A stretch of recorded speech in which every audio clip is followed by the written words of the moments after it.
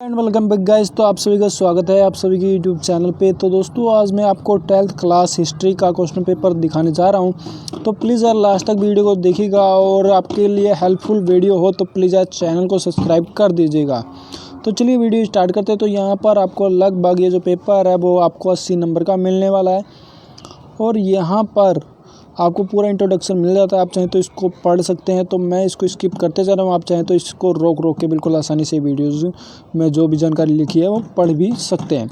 तो हम यहाँ पर डायरेक्ट बात करेंगे क्वेश्चन और यहाँ पर सभी क्वेश्चन के बारे में आपको बात करेंगे।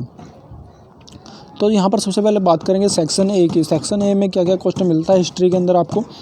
हड़प्पा के लोगों की जीविका निर्वाह प्रणाली का एक संक्षिप्त टिप्पणी लिखिए। सबसे फर्स्ट क्वेश्चन है ये, तो ये लगभग आपको 6 नंबर का मिलेगा। यहाँ पर हड़प्पा के लोगों की जो जीविका है वो किस तरीके से चल रही थी, तो वो यहाँ पर उसका वर्णन करना है। तो अथवा यानी कि अगर वो नहीं आता तो आपको ये वाला क्वेश्चन कर देना है। तो मोहनजोदड़ो की सड़कों और गलियों के बारे में आप क्या जानते हैं, यानी कि जो मोहनजोदड़ो था उसकी जो सड़कें थी वहाँ की, उनकी गलियाँ के बारे में क्या जानते हैं, ठीक है, वहाँ वर्णन कर देना है। बात करते हैं इससे अगले क्वेश्चन की, नंबर 2 की। कबीर के मुख्य उपदेशों का वर्णन कीजिए। इन उपदेशों का किस तरह से संप्रेषण हुआ। तो ये आपको क्वेश्चन मिल जाता है लगभग 6 नंबर का। अगर आपको ये क्वेश्चन नहीं आता है तो आपको ये नेक्स्ट क्वेश्चन मिल जाता है। इस अध्याय का भक्ति सूफी परंपराओं को निहित सामाजिक व धार्मिक विचारों पर चर्चा कीजिए। चलिए बात करते हैं नेक्स्ट क्वेश्चन की। उन साक्ष्यों की चर्चा कीजिए जिनसे पता चलता है कि विद्रोह योजनाबद्ध और समन्वित ढंग से काम कर रहे थे। अगर आपको ये क्वेश्चन नहीं आता है तो आप यहाँ पर ये अंग्रेज़ों ने विद्रोह को कुचलने के लिए क्या क्या तरीके अपनाए, यानी कि अंग्रेज़ों के द्वारा हमने जो विद्रोह किया था इंडिया वालों ने, तो उन्होंने हमें कुचलने के लिए क्या क्या तरीके अपनाए वो यहाँ पर उन्होंने लिखना है आपको। भारत छोड़ो आंदोलन के कारण की समीक्षा दीजिए। आपको ये लगभग क्वेश्चन 6 नंबर का मिलेगा, आपको ये कर देना। या फिर क्यों और कैसे नमक कानून स्वतंत्रता संघर्ष का महत्वपूर्ण मुद्दा बन गया था, यानी कि क्यों और कैसे नमक जो कानून था जो महात्मा गांधी जी ने चलाया था, नमक कानून, वो स्वतंत्रता संघर्ष का महत्वपूर्ण मुद्दा कैसे बन गया, आपको ये वर्णन कर देना है।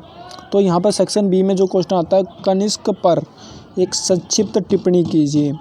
तो यहाँ पर ये 4 नंबर का मिलेगा आपको। कनिष्क पर एक संक्षिप्त टिप्पणी लिखनी होगी। और यहाँ पर बात करते हैं बर्नियर कौन था, उसने भारत के बारे में क्या जानकारी दी। बर्नियर कौन था, यहाँ पर देखिएगा बर्नियर कौन था, और पहले लिखना है बर्नियर कौन था, उसके बारे में आपको लिखना पड़ेगा। उसके बाद उसने भारत के बारे में क्या क्या जानकारी दी, यानी कि बर्नियर कौन था उसके बारे में पहले लिखना होगा। फिर भारत के बारे में उसने क्या क्या जानकारी दी। अध्याय के विभिन्न विवरणों से आप विजयनगर के सामान्य लोगों के जीवन में क्या छवि पाते हैं। तो ये भी क्वेश्चन काफ़ी मोस्ट इम्पोर्टेंट है। मुगल काल में कौन कौन सी नई फसलें कृषि व्यवस्था का हिस्सा बनी, यानी कि मुगल काल में कौन कौन सी नई फसलें जो कृषि व्यवस्था, यानी कि नई नई कृषि के अंदर आ गई, जो कई मुगल फसलें थी ऐसी। तो बात करते हैं नेक्स्ट क्वेश्चन की। वाइट और ब्लैक टाउन शब्दों का महत्व क्या है। तो ब्लैक और वाइट टाउन शब्दों का महत्व क्या है, इसके बारे में आपको 4 नंबर का क्वेश्चन मिलेगा। बात करते हैं नेक्स्ट क्वेश्चन की। तो प्लीज़ यार वीडियो को लाइक कर लीजिएगा और कोई पेपर की जानकारी चाहिए तो प्लीज़ यार कमेंट कर दीजिएगा, मैं एक नई जानकारी बना दूंगा। आगे बात करते हैं मोहनजोदड़ो के घरों में कोई 2 विशेषताएं बताइए, यानी कि मोहनजोदड़ो की जो घर थे उनके कोई 2 विशेषताएं आपको बतानी है। मौर्य साम्राज्य की राजधानी कौन सी थी तथा साम्राज्य के किन्हीं 4 प्रांतीय केंद्रों के नाम लिखिए। तो ये आपको लगभग 2 नंबर का मिलेगा। निरतन से क्या अभिप्राय है, यानी कि आपका क्या अभिप्राय है निरतन से, आपको ये 2 नंबर का मिलेगा। इब्न बतूता, आपने नाम सुना होगा, इब्न बतूता ने दिल्ली के बारे में क्या लिखा है, आपको ये जानकारी नोट करके दे देनी है। इब्न बतूता ने क्या लिखा है इंडिया के बारे में। सूफी शब्द से क्या अभिप्राय, यानी कि सूफी शब्द क्या है, इसके बारे में आपको ये लिखना पड़ेगा। बात करते हैं, ये भी आपको 2 नंबर का मिलेगा।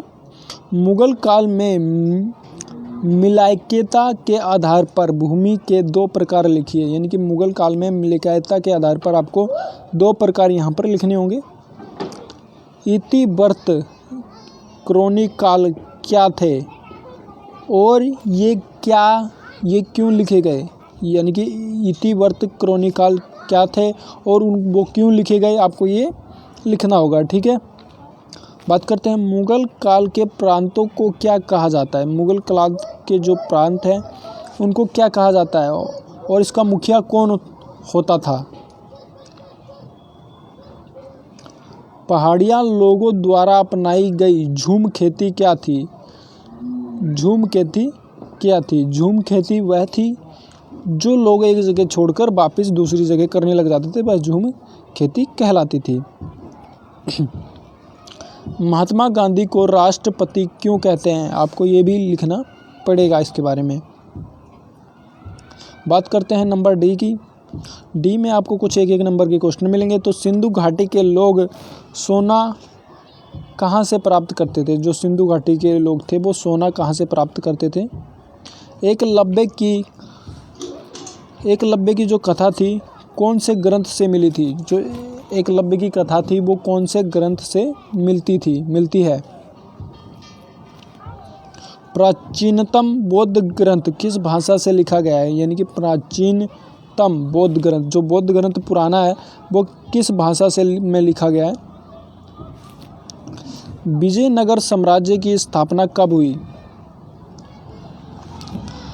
अकबर के काल में भू राजस्व व्यवस्था किसने नियंत्रित की। दामिनी ए कोहा क्या थी। रयात शब्द से क्या अभिप्राय है। लॉटरी कमेटी क्या थी। गुरु नानक देव जी ने अपने उपदेशों का प्रचार किस भाषा में किया। गुरु नानक देव जी जो थे उन्होंने अपने उपदेशों का प्रचार किस भाषा में किया था। जलियांवाला बाग हत्याकांड कहाँ हुआ था। बात करते हैं अगले क्वेश्चन की। तो यहाँ पर ये भी आपको एक नंबर के मिलेंगे। अखिल भारतीय मुस्लिम लीग स्थापना कब हुई थी। लॉर्ड मिंटो से मिलने वाले मुस्लिम शिष्टमंडल का अध्यक्ष कौन था।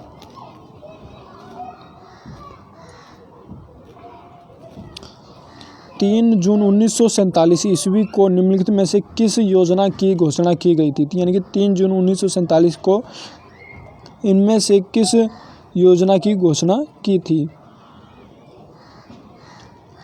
भारत संविधान सभा के प्रथम बैठक कहाँ हुई थी। संविधान सभा की जो प्रथम बैठक थी वो कहाँ हुई थी। दिल्ली हुई थी, कलकत्ता, बम्बई, मद्रास। आपको इनमें से कोई भी चूज कर लेना है। आज़ाद भारत के प्रथम राष्ट्रपति कौन थे। आज़ाद भारत के प्रथम राष्ट्रपति कौन थे।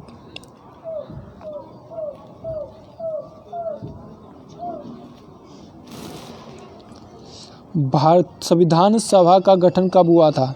संविधान सभा का गठन किस ईस्वी में हुआ था, आपको वो यहाँ पर नोट कर देना है।